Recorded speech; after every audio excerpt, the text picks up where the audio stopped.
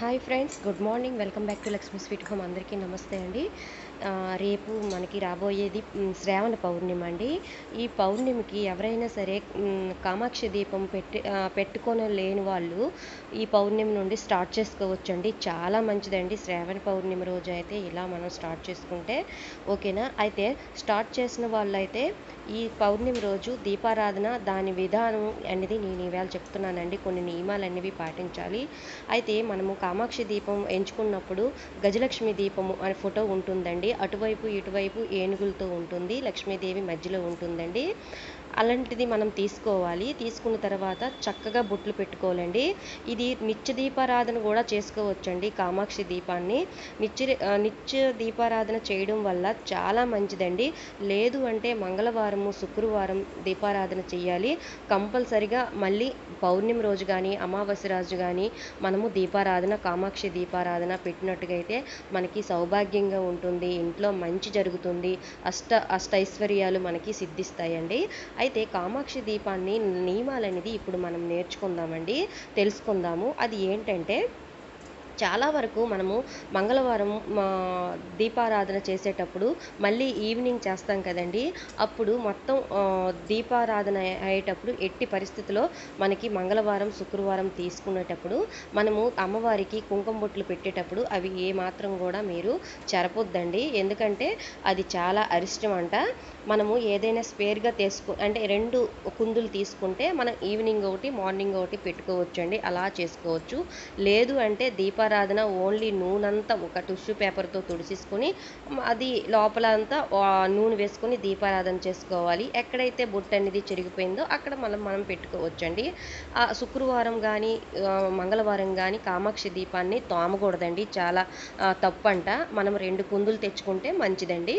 లేదు అంటే నేను చెప్పిన విధంగా ఇలా చేసుకోండి. అంటే బొట్లు చెరపకుండా ఓన్లీ ఆయిల్ అంతా టిష్యూ పేపర్తో తుడిచేసి మళ్ళీ యాజ్ టీజ్గా నీట్గా మళ్ళీ దీపారాధన చేసుకోవచ్చండి. ఓకేనా. అయితే ఈ కామాక్షి దీపాన్ని వెలిగించడం వల్ల ఇంట్లో చాలా మంచి పాజిటివ్ ఎనర్జీ అనేది వస్తుందండి.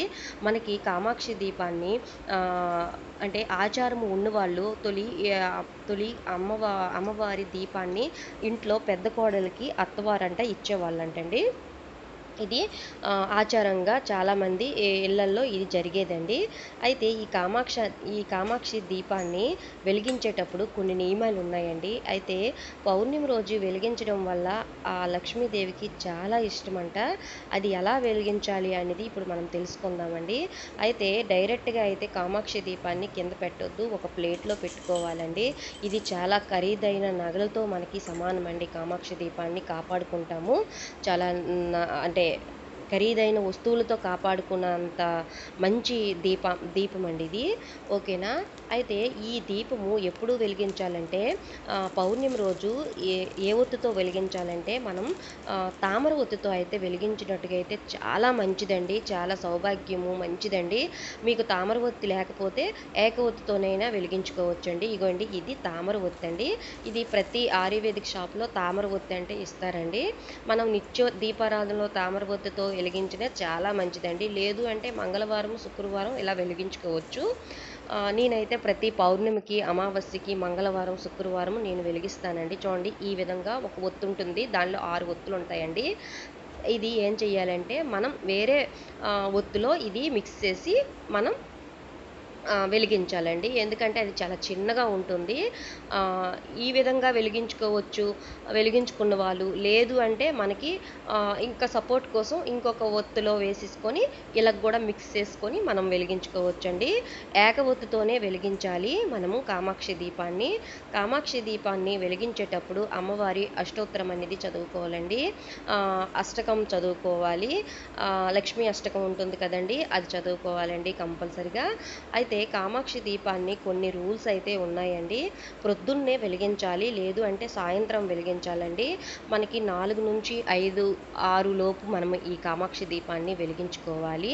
లేదు అంటే మళ్ళీ సాయంత్రం 6 నుండి వెలిగించుకోవచ్చండి, 7 లోపు. ఇది చాలా పవిత్రమైన దీపం అండి. అయితే ఈ దీపం వెలిగించేటప్పుడు చాలామంది అలా అలా వెలిగించేస్తారు. అలా అయితే వెలిగించొద్దండి. మనకి రూపాయి కాయిన్స్ ఉంటాయి కదండీ! ఆ రూపాయి కాయిన్స్ అన్నీ వేసేసుకొని దీపారాధన దగ్గర వేసేసుకొని మనం దీపారాధన చేసినట్టుగా అయితే చాలా మంచిదంట. నాకు జీ తెలుగులో ఒక గురూజీ వస్తారు కదండీ! ఓంకారంలో ఆ గురూజీ నాకు చెప్పారు. అదే మనకు టీవీలో చెప్పారు. చెప్పిన నుంచి నేను కంటిన్యూగా ఈ దీపారాధన అయితే చేసుకుంటున్నానండి. చాలా పవిత్రమైన దీపారాధన. ఈ విధంగా మీరు చేసేసుకోండి. ఆ తర్వాత నేను ఇక్కడ ఒక మళ్ళీ పెద్ద పళ్ళెం తీసుకున్నాను. అది కొంచెం చిన్న పళ్ళెం కదా! పెద్ద పళ్ళెం తీసుకొని కంపల్సరిగా అష్టలక్ష్మి ముగ్గు అయితే వేసుకోవాలి. ఆ అష్టలక్ష్మి ముగ్గు కాకపోతే ఇక్కడ మనం ఈ త్రికోణం కూడా వేసేసుకోవచ్చండి. ఇది కూడా చాలా పవర్ఫుల్ ముగ్గండి. ప్రతి యంత్రంలోన ఈ త్రికోణం అనేది ఉంటుంది కదా! ఇది కంపల్సరిగా వేసేసుకొని మనం దానిపైన పసుపు కుంకుమతో మళ్ళీ అలంకరించుకోవాలి.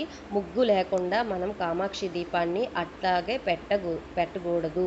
ఎందుకంటే చాలా తప్పంట. అందువల్ల ముగ్గు పెట్టుకొని మనం కామాక్షి దీపాన్ని ఇలా వెలిగించుకోవాలి. ఏ ఇంటి కామాక్షి దీపం వెలిగినట్టుగా అయితే ఆ ఇంట్లో మనశ్శాంతి ఉంటుంది, తగువులు ఉండవు, పిల్లలు మంచి వృద్ధిలోకి వస్తారు. ఇది ప్రతి స్త్రీ మనకు చేయవలసిన పనండి. నాకు తెలిసింది మీకు షేర్ చేసుకుంటున్నాను. కామాక్షి దీపం కొంతమందికి తెలియకపోతే పౌర్ణమి రోజు అయితే స్టార్ట్ చేసుకోండి ఫ్రెండ్స్, చాలా మంచిది. ఇలాగా అయిన తర్వాత మనం దానిపైన ఆ ప్రమిది పెట్టుకోవాలండి. ప్రమిది పెట్టుకొని చక్కగా ఆవు నేతితో కానీ నువ్వుల నూనెతో కానీ మనం దీపారాధన అనేది మనం చేసేసుకోవాలి.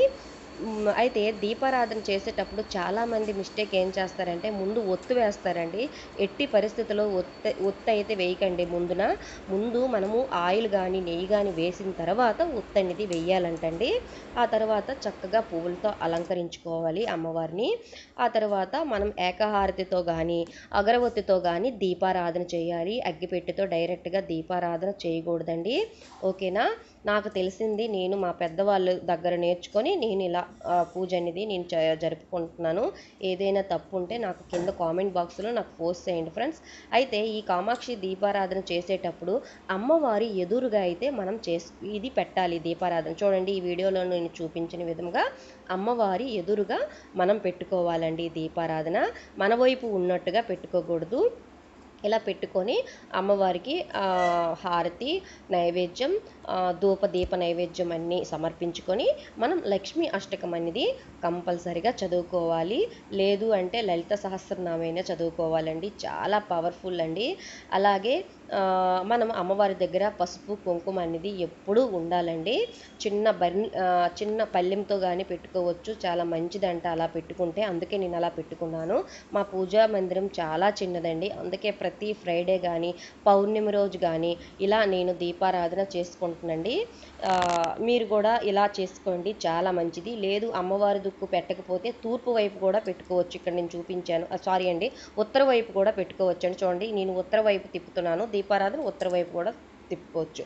ఓకే ఫ్రెండ్స్, ఈ వీడియో ఎలా ఉంది ఏంటి అనేది నాకు కింద కామెంట్ బాక్స్లో నాకు పోస్ట్ చేయండి ఫ్రెండ్స్. Okay, bye.